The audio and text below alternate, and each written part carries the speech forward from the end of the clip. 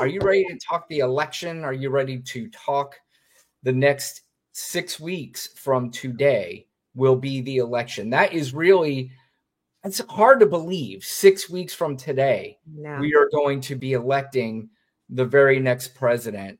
And just think about what has happened over the last 6 weeks. Right. So if you can think of everything that has happened over the last 6 weeks, just wipe it out of your brain, because the next 6 weeks about to be crazy. Agreed. Yeah. Agreed. So, I can't even believe we're here, but yeah.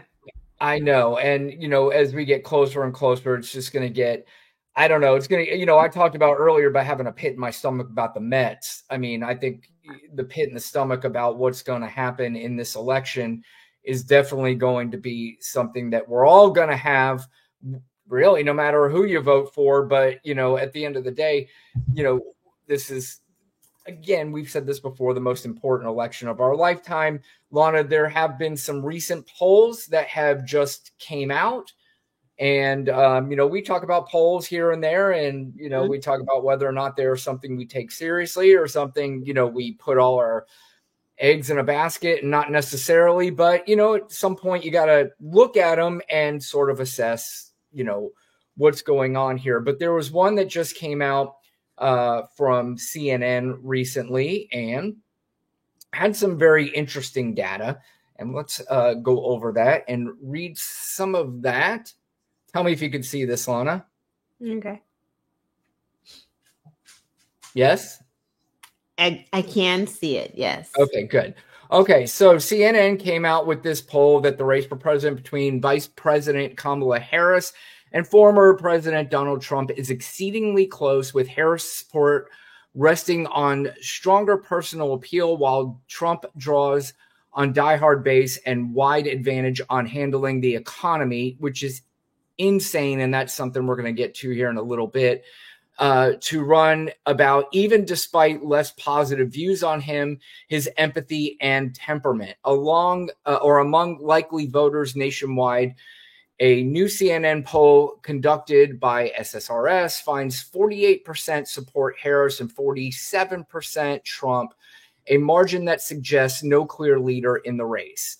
And also, too, they broke down a couple of things when it came to gender and it came to race, and also independence. The latest poll finds Harris and Trump roughly even with independent likely voters. Harris at 45, Trump at 41. Gender gap is centered among independents. Independent women break 51 Harris, 36 Trump, while independent men split 47 for Trump, 40 to Harris. Gender divide in the poll is also more concentrated among white voters. White men break 58% Trump to 35% Harris, while white women split 50% Trump to 47% Harris, with very little gender divide among Black or Latino voters. Harris is well ahead among likely voters younger than 30, 55% support her to 38% who support Trump. And among Black, 79% Harris to 16% Trump, and Latino 59% Harris, 40% Trump likely voters. Lana, what do you make of those numbers? Because I know a lot of times people like to ask, will the Black people come out and vote? And can we get the Black people to come out and vote? But it looks as if, who really, if anybody's going to put Donald Trump in office, obviously is going to be white men. Of course.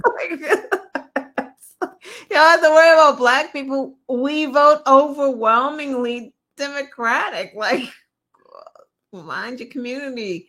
White women, white men. Like, what's wrong with your community? What's wrong with y'all? Yeah, well, I can answer as well as I can for the white community.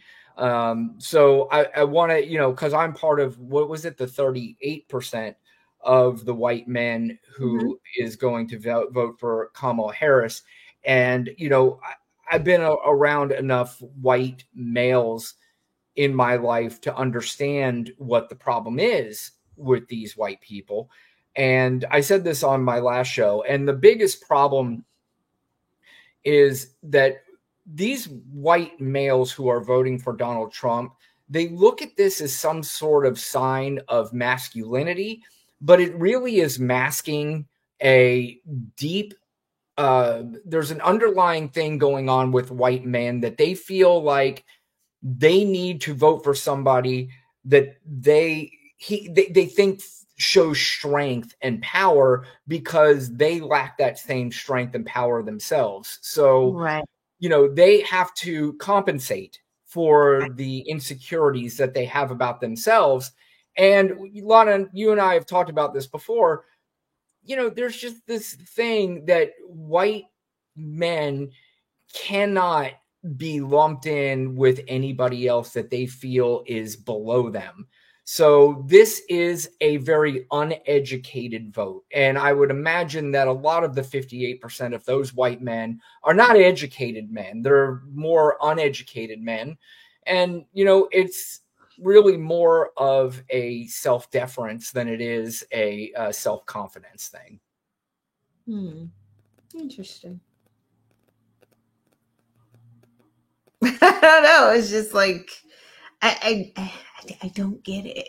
I get it, but I just don't get it. But then you said undereducated, so I guess that's a lot of it. But a lot of it's just hate and rage, and uh,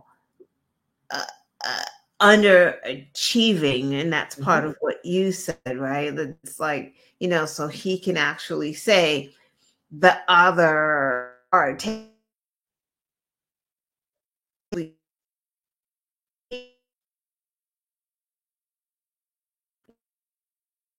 I think we have some connection problems again with Lana. Yeah, I don't know what's happening. Can you hear me? Yeah. Oh yeah. Yeah. So it just seems like, instead of them getting up off their ass, they need to blame someone else for like their low achieving. It's pretty. Yeah, I mean, that's what it is. And like I said, I've been around enough white people that there is this, a lot of them will never admit it, whether they want to or not. There is this underlying racism or outward racism that is, that is just, again, they won't admit it, but I know I've talked to them enough. I hear the words that come out of their mouth. And because they think a lot of times because I'm the white male, I'm part of the club, so they could speak more freely in front of me than they would around other people. Right. And, I also don't want to give the impression that this is all white men, because obviously it's not. There are a lot of white men, and you can see that all over the place, that have more self-confidence. And that's what I'm, really bringing it down to. It's self-confidence that you're not offended, or you're not threatened by a black person. You're not threatened by a woman. You're not threatened by all the things that you're told, as a little man or a little boy, growing up, or dad saying that you got to be the man, you got to do this. Yeah. I mean, like I said, I feel just fine going through life being a man. I have no problem with that, but I also have no problem with, understanding that everything is not dominated and run by white men. Right. So white women, what's it's like it's just really too. I'm pretty sure you heard what's the guy running against is it in Ohio? Is he running against Sherrod Brown? Is it Marino? What it's his name, Marino or something like that? I believe so. Yeah. What did he say? Yeah, he said something about, oh my God, something about the people who heads are on fire. These, just not even paraphrasing, but this is like about abortion. It's like, why are like 50-year-olds worried about abortion? Because they're like 50 years old. So who cares? I can hear that. You did right. But okay, so that the point's not him. The point was the white women in the audience that were laughing. It's like,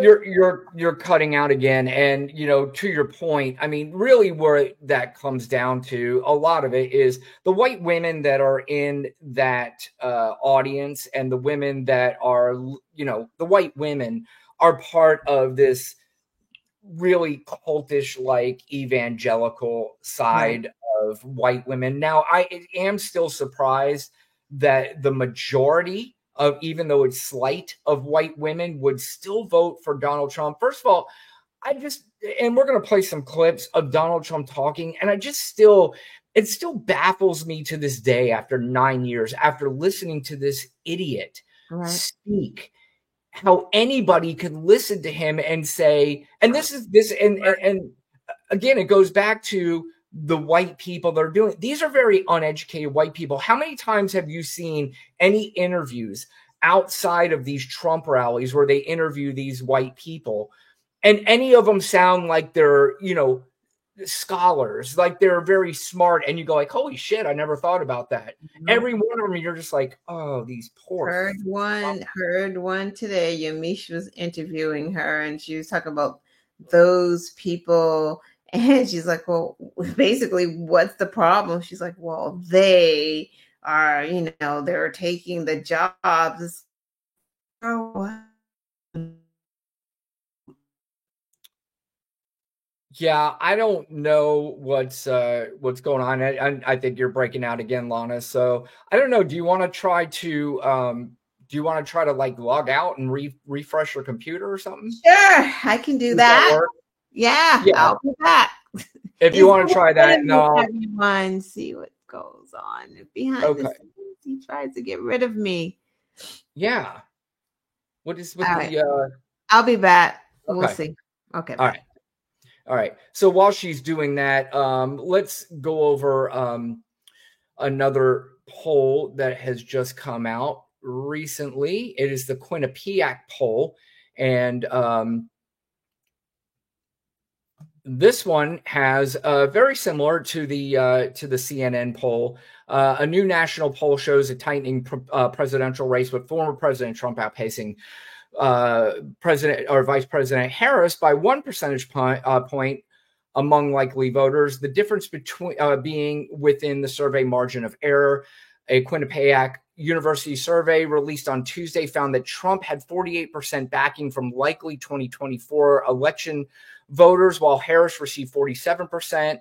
The poll's results showcase a slightly different outlook than its previous iteration. The last one had Harris was slightly ahead at 49%, while Trump received 47%. Both candidates were tied at 48% in a hypothetical two-way matchup, according to the survey. So, I mean, as you can see, there's been a lot of celebrating recently based on the polling, because everything that had been coming out was in Kamala Harris's favor. Everybody was excited about her. And then all it does is take another few days. A few other polls come out, polls that are relevant and are, they do have some, they are good polls, and they're coming out and they are showing a much, much tighter race. And, you have to question why this is happening, how it has happened, because ever since the debate, Kamala Harris has won pretty much every poll until the last few ones where you're showing tied or Trump up in this Quinnipiac poll. So again, we've talked about this a million times. Is this something, how seriously do we take these polls? I think we've looked at the polls in the past where Hillary Clinton was blowing out Donald Trump, and there was a pretty widespread consensus that at the time there were a lot of Trump voters that were not admitting that they were voting for Donald Trump. And so that's why it showed such a huge lead.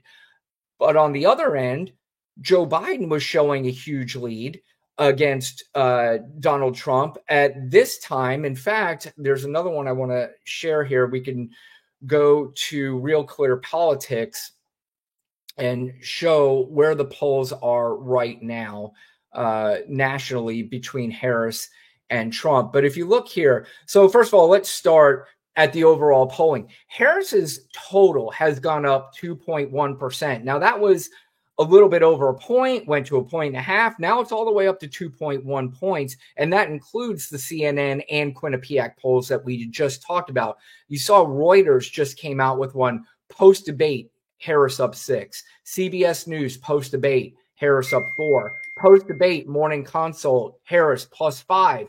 There's a Rasmussen poll that showed plus 2, but that usually is always a right-leaning poll. NBC News, Fox, NBC was plus 5, Harris plus 2. But if you look up here, this date in history, September 24th of 2020, Biden was plus 6.9, where Clinton was plus 3 at the time. So, you know, if you look at the Clinton one, that one was a little bit more in tune and more closer. Biden plus 6.9, that concerns me because even though he won by 7 million votes, and that typically is right, he barely won by, the Electoral College. And so he did not win by as much as we thought he was going to. In fact, it took days and weeks for that to come out. Lana, you're back. I see you. I guess. I don't know if it's. It's still a little fuzzy, but like I said, we'll just battle through it and do what we have to do. So, I'm sure you saw and heard that what I was talking about with the Real Clear Politics polls, that Harris has opened up a 2.1 percentage lead, even with those Quinnipiac and CNN polls. But again, this really, at the end of the day, means nothing. The fact that there's so many polls that it's so close and basically tied is concerning, but it also feels better now than it did prior to Harris getting into the race, because I've pointed out before, the day Joe Biden dropped out, Trump was up on that same the same Real Clear Politics poll, was up by 3.1 points. Now there's been an over a 5-point swing with Harris. Wow. Right. That's big. Yeah, it's a big deal. So I don't know. We'll see. How are you feeling right now, Lana, overall about the election?